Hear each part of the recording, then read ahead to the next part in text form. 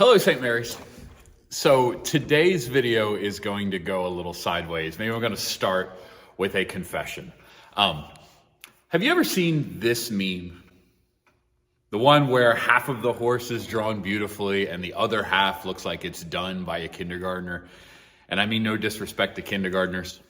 Yeah, that was my sermon yesterday. I struggled a lot with this. I had so much going on in my head, and the first part of it I was so excited about, and I sat down right before service and looked at the back half of it, and I just kind of went in myself, oh no. And that is not a good feeling, let me tell you.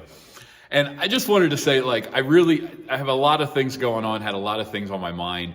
And this passage is bold, and it is challenging, and it is personal, and it is life-changing. And I just didn't get it to the place where I wanted it to be.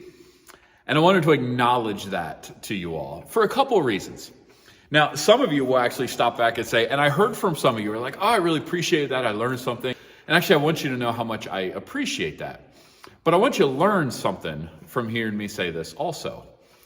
All of this is evidence that God uses our weak moments, our less than perfect moments, our small moments, and our frail efforts. God still uses them in really special ways. God uses sometimes our worst or our lacking efforts to do good work in the world. And that is true for all of us.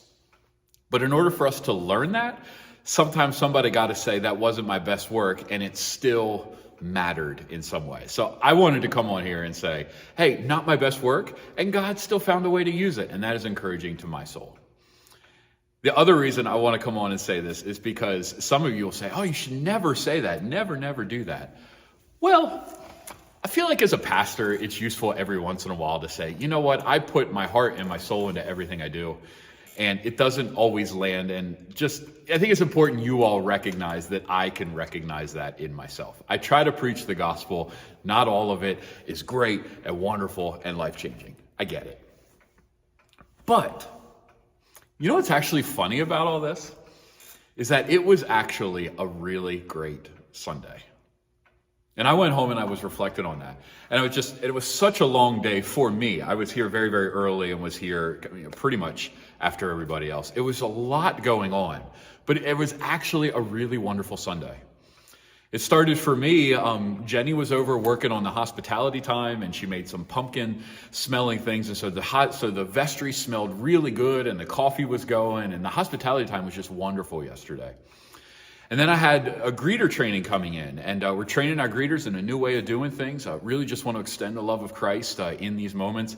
And so we got everybody together, and there was just a good buzz around our greeters and what we might be able to do, and they were asking good questions. And yes, there's some concern, but there was also this, you know what, we just want to love people the best we can. And that was really encouraging to me.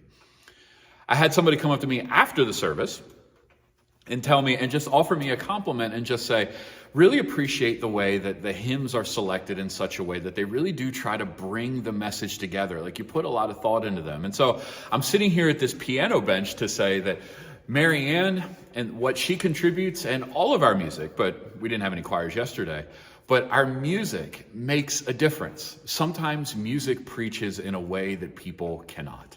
I think it was Luther who said, he who sings prays twice, and that was true yesterday.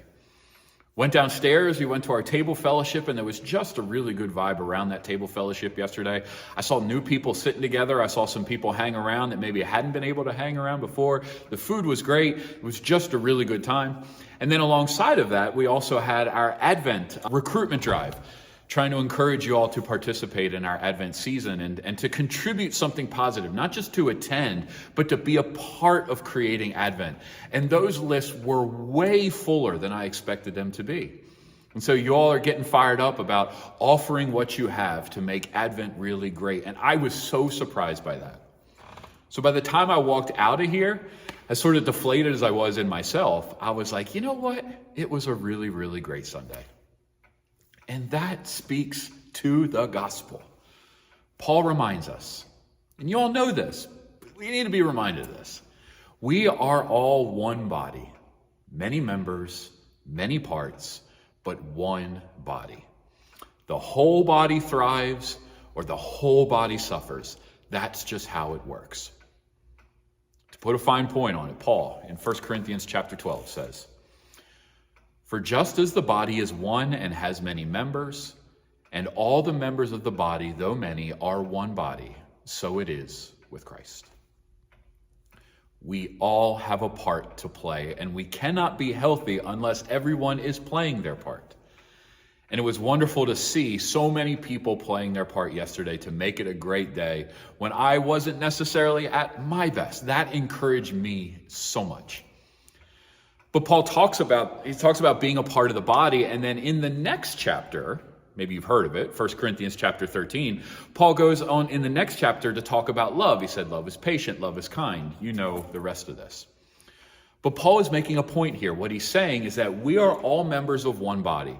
And when we are filled with and inspired by love and do our work in love, the church remains a remarkable organism, capable of far more than any of us can do alone, because it has the Holy Spirit at the center of it, driving its life.